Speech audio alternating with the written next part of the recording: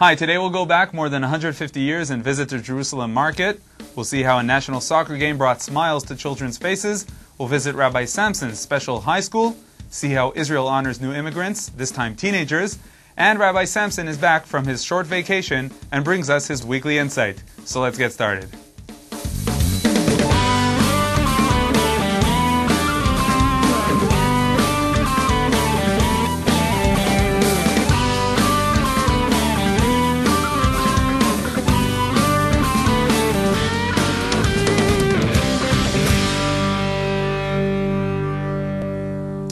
Shalom and welcome to Israeli Salad. First, I'd like to take you to David's Citadel, the Tower of David, where a photo exhibition is taking place. This exhibit displays the historical Jerusalem market. Now, you can't actually go home with tomatoes and cucumbers from this market, but the unique setting of this exhibition and the sounds that are played in the exhibition hall make you feel as if you're actually strolling throughout the Jerusalem market more than 150 years ago. The Shuk, the open-air market of Jerusalem, is one of the famous sites in the city. A new photo exhibition has opened that teaches the history of the Jerusalem market since the mid-1800s.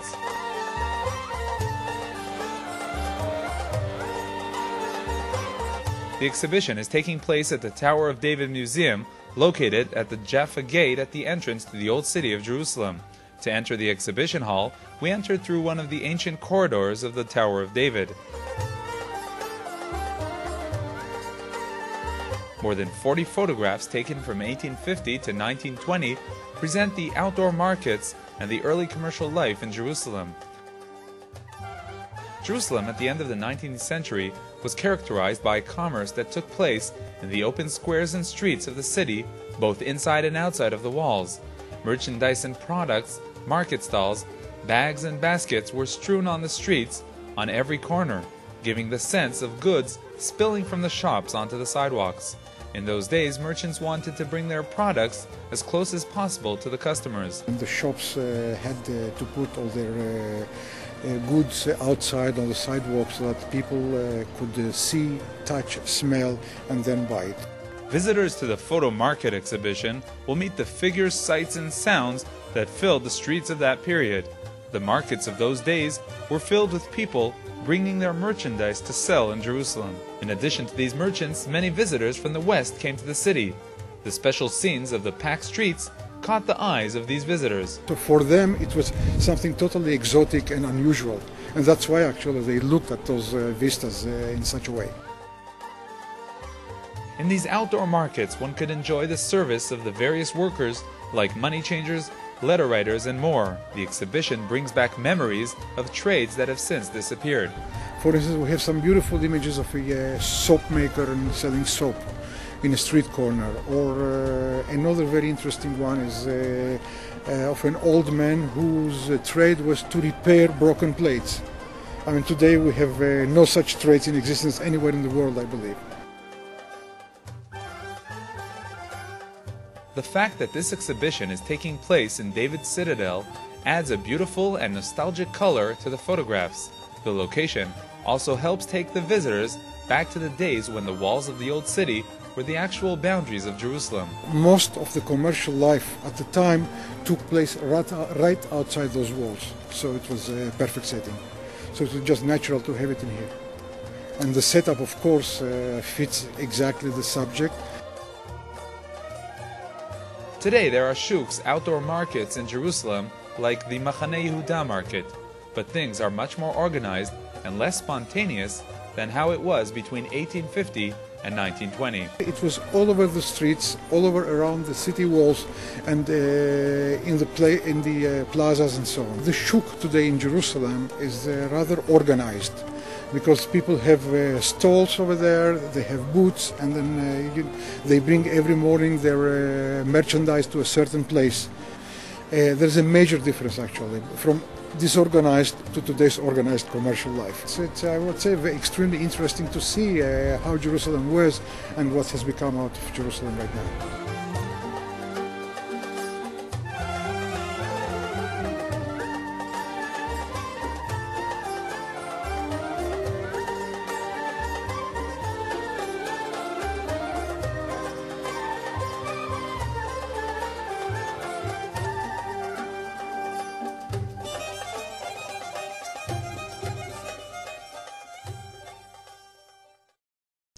On Wednesday, September 8th, Israel's national soccer team beat the Cyprus team in a World Cup qualifying match.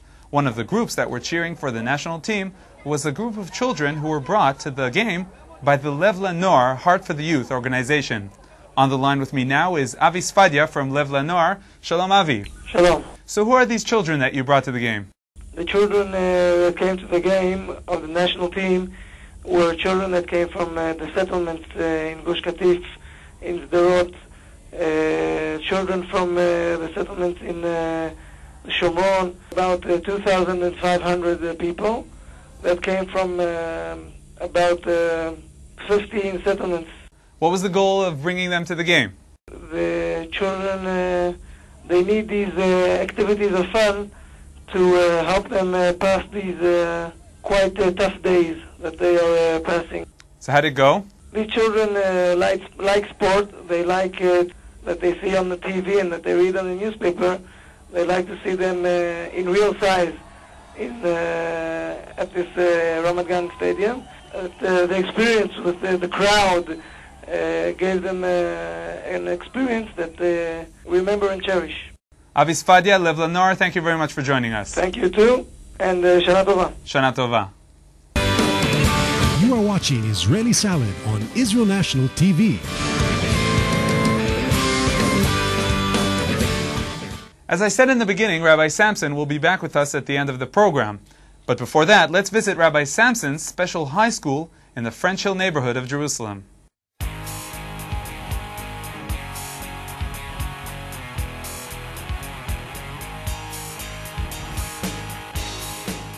Rabbi David Samson is head of the Religious Evening High School in Jerusalem. The school caters to high school dropouts who come to the school to receive education in a religious atmosphere. The students get the opportunity to complete their matriculation exams and later on integrate into society. The students in the high school come from many types of backgrounds. We have girls from Beis Yaakov, we have girls from Chabad. Together, they study in the same class with girls that are from different ulpanot and secular schools, and also girls that are very far away from religion. We have guys that learn in yeshiva in the morning, they come in the evening, together with guys that are trying to get off of drugs and off of the streets, and they learn together in the same class with the same common denominator. They want a high school diploma. The reasons these adolescents learn in the evening high school are different for each student. Some have a hard time learning the whole day and feel that they want to do something else with their life. Some need to support their parents and work the whole day, and others have a hard time waking up for school on time. I was in a regular high school, but I'd rather be learning in the evening. It's good in the evening because I work in the morning, and in the evening I learn what I need to learn. I learn at night and work by day. It's really nice. I have one very good kid. He's just a good kid with a biological time clock that just doesn't fit a regular school. And he couldn't fit into a regular yeshiva tichonit, a yeshiva high school, and that's why he's here. The teachers in Rabbi Samson's school are different than what you'd regularly see in a high school. It's sometimes hard to distinguish who's a student and who's a teacher. My beard are the only white hairs in the school, and that the staff is very young, and it's on purpose. Yeah, they're young. They understand us. I'm having a lot of fun. It's very good that the teachers don't give us a feeling that they're above us. Everyone here is equal. The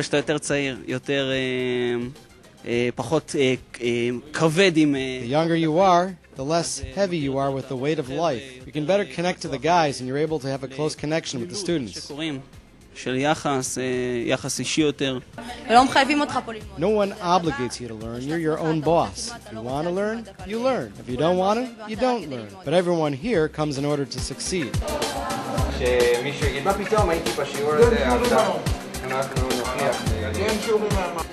In every school, teachers witness their direct contribution to the students' education. In the evening high school, this direct contribution is felt even stronger. Every day I see parents and children crying It's a very difficult process getting back on the road and getting off the streets and back into high school. And it's very inspiring to see the kids fighting all odds and going for a high school diploma. And everybody is interested and wants to help because everybody feels a soft spot in their heart for these kids.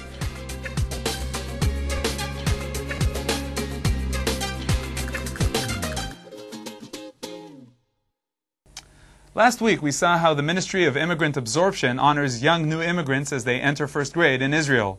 On Monday, September 6th, the ministry honored teenage immigrants with a special concert. This concert presented musical cooperation between Israeli-born musicians and musicians who immigrated to Israel. The crowd as well was diverse as immigrant and Israeli-born teenagers enjoyed an evening of music together.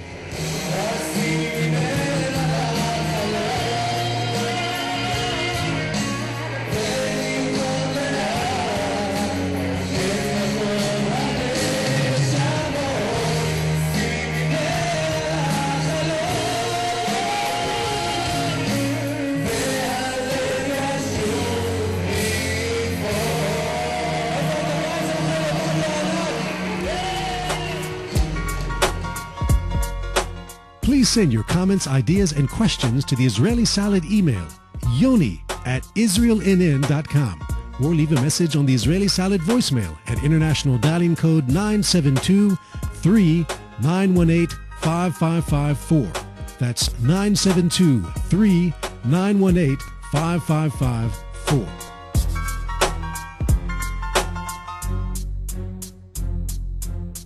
And now our weekly insight. Shalom, Rabbi Samson. Shalom, Yoni. Shalom to all of our viewers. So first of all, how was your vacation? Well, you know, Yoni, I'm not going to answer with Baruch Hashem fine. I want to tell you something about writing a Sefer Torah. A Sefer Torah is written with black ink on white parchment. And if you're missing the white parchment, the Sefer Torah is not kosher. So it's not only the letters that comprise the Sefer Torah, it's also the space between the letters. Similarly, when you have an educational institution, it's not only the time that you study that comprises the time of the institution, but the vacation is an integral part of the entire scholastic year. And I was just spending my time with the white part of the Torah scroll. We're in the high holiday season now, and I wanted to ask you about one of the main precepts of Rosh Hashanah, the shofar. The shofar, the ram's horn, is blown on Rosh Hashanah throughout the prayer service. What's the idea behind this mitzvah? Well, the mitzvah of listening to the shofar is not a mitzvah of blowing the shofar. And being attentive to a voice which doesn't have words, and it's just a tune, is something so deep, and it's something that involves the person to an extent where he has to change his heart in order to properly hear and listen to what the shofar is blasting. And the idea is that a person wakes up towards God and worship of God. Thank you very much, Rabbi Samson. The Weekly Insight is brought to you in cooperation with Machon Meir, the largest Zionist institute in Israel, bringing people closer to Judaism. That's all for this week. Next week is Rosh Hashanah, so we'll be back in 2 weeks with another program. We'll end with music from singer Yehuda Galantz. This music video is part of Yehuda's Adon Olam video disc. Yehuda will be featured on Israeli Salad on one of our upcoming programs. Until next time, from all of us here at Israel National TV, Shalom and Shana Tova, a great year to everyone.